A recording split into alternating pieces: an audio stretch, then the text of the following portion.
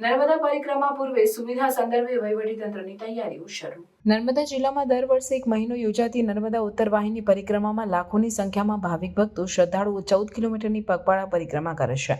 દર વર્ષે તેમાં શ્રદ્ધાળુઓની સંખ્યામાં વધારો નોંધાતો આવ્યો છે, જેમાં ગુજરાત, મહારાષ્ટ્ર, મધ્યપ્રદેશ અને અન્ય રાજ્યોમાંથી લોકો આ પરિક્રમા કરવા આવતા હોય છે.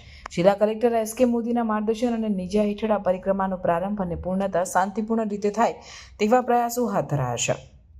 રામપુરા ઘાટ, રણછોડરાયના મંદિરેથી પરિક્રમા શરૂ કરીને શહેરાવ ઘાટ, તિલકવાડા, મણિનાગેશ્વર મંદિર, રેંગણ ઘાટ, કીડી મકોડી ઘાટ થઈને પરત રામપુરા સુધી આ પરિક્રમા કરીને સ્નાન કરીને પરિક્રમા પૂરી કરે છે. આ સમગ્ર રૂટ દરમિયાન લાઇટ, પાણી, છાંયડું, સેવા કેન્દ્રો અને ડોમની વ્યવસ્થા ઊભી કરવામાં આવે છે. આ પરિક્રમાના સુચારુ આયોજન અમલવારી માટે નિવાસી અધિક કલેક્ટર C.K. ઉઘાણની અધ્યક્ષતામાં બેઠક યોજાઈ હતી અને પરિક્રમાના નોડલ અધિકારી અને DRDA ના ડાયરેક્ટર J.K. જાદવ દ્વારા રચનાત્મક સૂચનો હતા અને ગત વર્ષોમાં યોજાયેલ પરિક્રમાના અનુભવો શેર કર્યા હતા.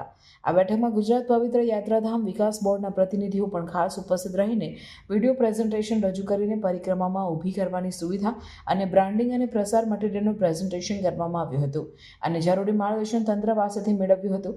આ બેઠકમાં લાઇટ, પાણી, ટોયલેટ, બાથરૂમ, સ્નાન માટેના ફુવારા, CCTV કેમેરા, ડોમ, બેઠક વ્યવસ્થા, બેરીકેટિંગ, સાઇન બોર્ડ તેમજ એજન્સીના માણસોનું સુપરવિઝન અને સુવિધા બાબતે પણ ચર્ચા કરાઈ હતી. પાર્કિંગની વ્યવસ્થા, રોડ રસ્તો, કાચો પુલ તેમજ સેફ્ટી પોઈન્ટ, બાકડા, વોચ ટાવર, ટ્રાફિક, આરોગ્ય, fire safety, announcing, music system અહીં આવતા પરિક્રમાવાસીને કોઈ પણ અગવડ ન પડે તે માટેની તમામ બાબતો પર ચર્ચા કરવામાં આવી હતી.